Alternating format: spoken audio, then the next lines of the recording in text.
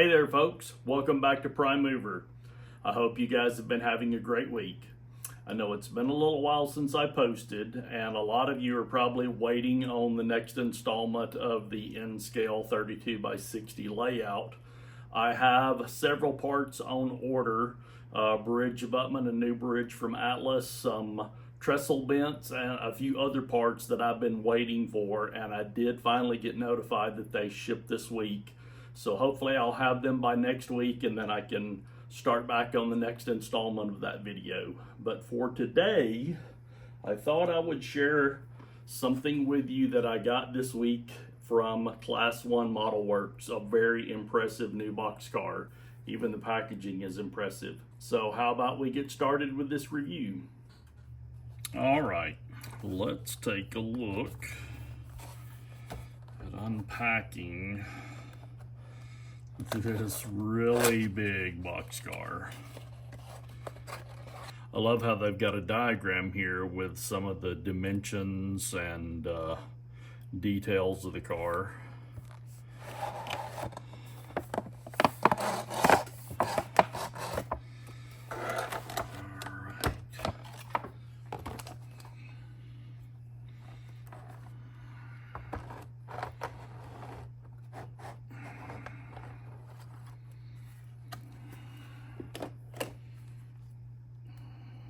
Okay, wow. Can already tell just the level of detail in this car is just super impressive. So get this set up here on the track. And then we're gonna lower our camera down. Gonna do a really slow roll by here, just to highlight some of the incredible detail. These are Type 7 Thrall 86-foot boxcars. Let's see if we can't zoom in here on the end.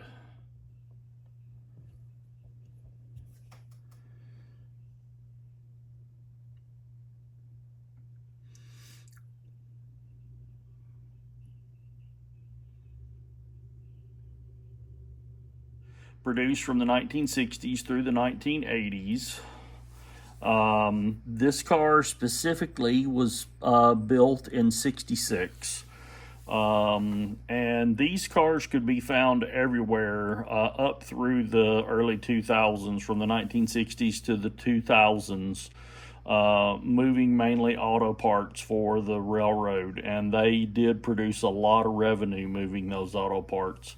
And just to give you a little idea, I want to compare this to a standard 40-foot boxcar.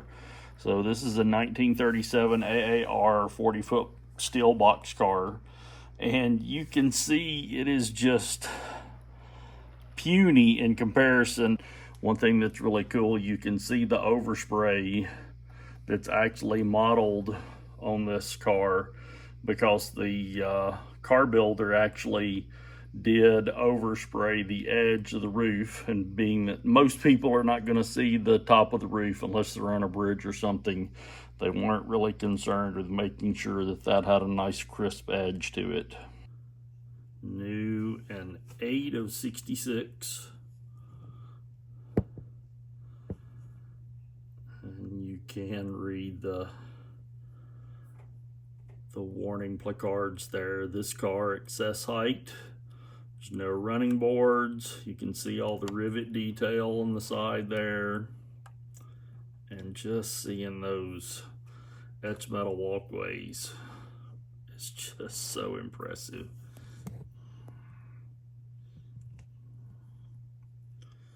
Uncoupling levers there.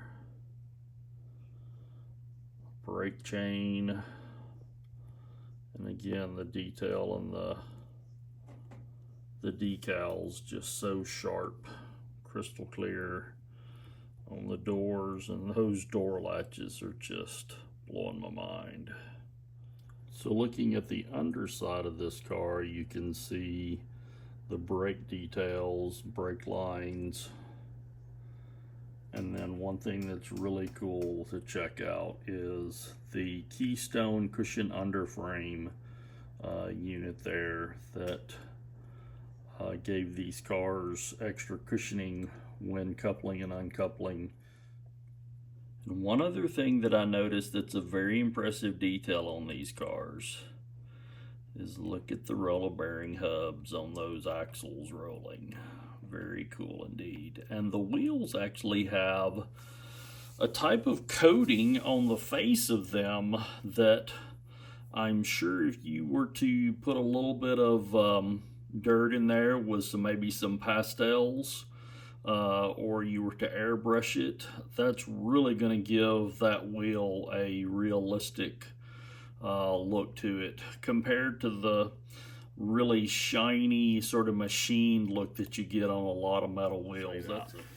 I specifically got the Illinois Central version. I love the paint scheme, but I grew up in a little town here in Tennessee that the Illinois Central actually ran through in the 1970s and 80s on the old Tennessee Central, where they had Tennessee Central went bankrupt in '69, and Illinois Central took over the line between Nashville and Paducah, Kentucky. And so growing up, I used to see the Illinois Central Gulf and Illinois Central trains going through town.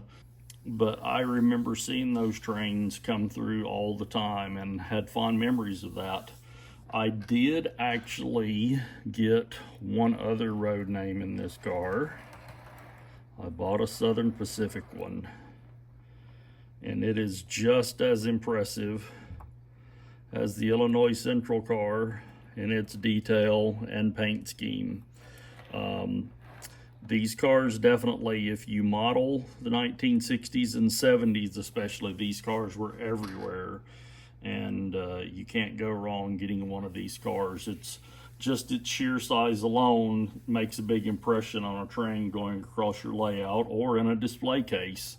But then the paint schemes are also extremely eye-catching and bright. So I would definitely recommend picking up one of these if you can. There are some of these that are sold out, and I know many of them are listed as being low in inventory. So if you want to pick up one of these, I would recommend doing it sooner rather than later. Well, I hope you guys enjoyed that overview of the new Thrall 86-foot high cube boxcar from Class 1 Model Works. They're a fairly new company out of Kansas City, Missouri, owned and operated by Mike Brusky and Stephen Priest. Mike founded and managed a company called Dimensional Modeling Concepts, which produced model railroad parts and kits in different scales. And Stephen Priest is the former editor of Model Railroad Craftsman and the NMRA magazine. So these guys definitely have some modeling chops behind them. This 86-foot boxcar is the latest car they've released. So I hope you guys will subscribe to the channel and hit that like button and the bell icon so you get notified of any new videos that I do release. And it will also help me grow the channel. But for now, I have one final thought to leave with you. It's very important that you don't spend too much time walking down the railroad tracks because you might find yourself feeling run down.